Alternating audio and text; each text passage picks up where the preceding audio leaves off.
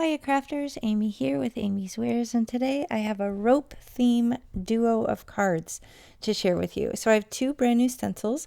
This is Rope Stars and Rope Trellis. These are both from the June release at A Colorful Life Designs. Loads of awesome unique stencils in the shop.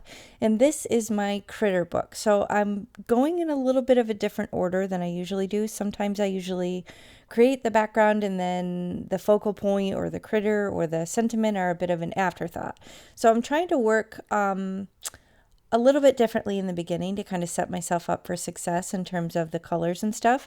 So I know I want to grab a couple different critters to go with these rope themed backgrounds, but then depending on the ones that I pick will kind of help me determine the colors that I want to use for the ink blending. So again, most people probably do this. It's nothing groundbreaking. It's just something that I usually don't do. So here's the finished cards to show you the direction that we're headed, but I have a couple of stamp sets. I'm pretty sure this Heffy Doodle is probably not available anymore.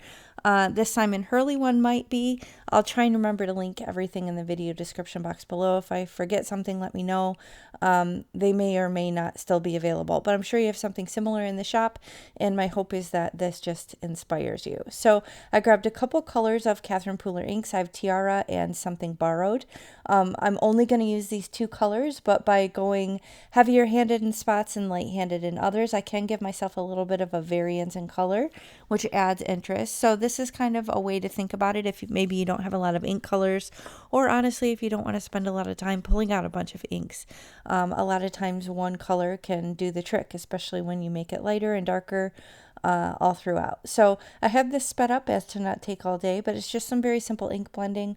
On my makeshift workstation here, I have an old cake decorating turntable, and I have a sticky mat from Altenew, and I'm using my Altenew blending brushes.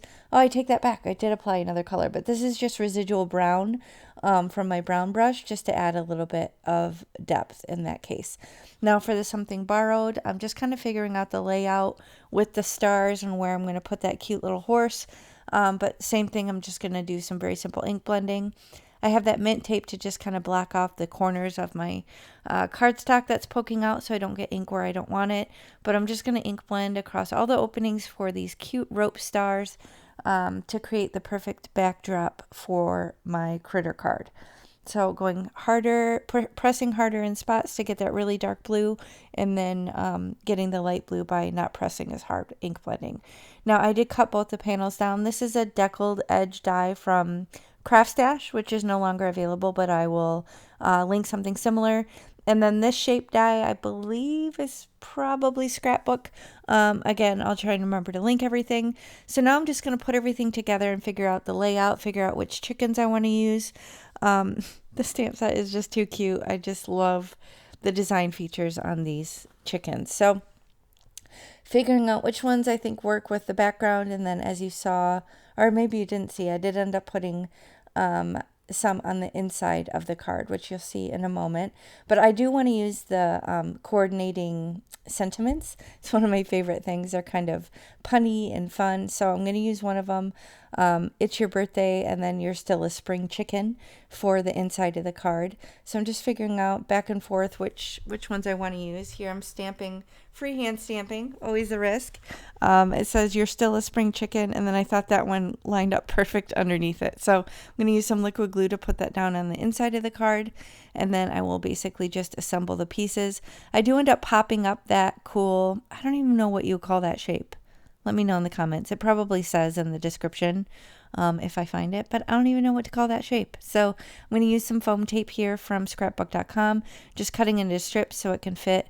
I didn't mean to be doing it off screen, sorry about that, but I'm going to remove the backer and pop that up on the front of the card to give it some dimension, and then I will figure out the rest of the layout. Now I think the second card I did mainly assemble off screen, but do stick around, I'll show you that card finished, and we're going to add some bling and other things to finish up the card. So this I stamped just on a little strip of cardstock, and I will cut it down with my paper trimmer, put some little thin foam strips on the back. It says it's your birthday, and then I'll use liquid glue to put down those chickens. And I'm figuring out what bling I want to use. A lot of the yellows would have worked here. I did end up using Moonshine, which is one of the brand new colors and probably my favorite in the entire collection because it's so versatile. But I used Tiara, Something Borrowed, and then the Moonshine bling. And here's this card finished. I have 3 bling on the top, 2 on the bottom. And then I'll show you the inside in just a moment here. It says, "You're still a spring chicken." And I think that is just so cute with the critter on the inside. I used my custom stamp from Jessica Lynn Originals. And then Crystal Opaque Sunflower is the color I used for this one. And I used the stamps also from that stamp set. It says, "Hey there, H-A-Y." And then I have the little hay bales depicted. And then I used the ink directly, just scraped along the edge of the card base. I have that popped up with some foam tape.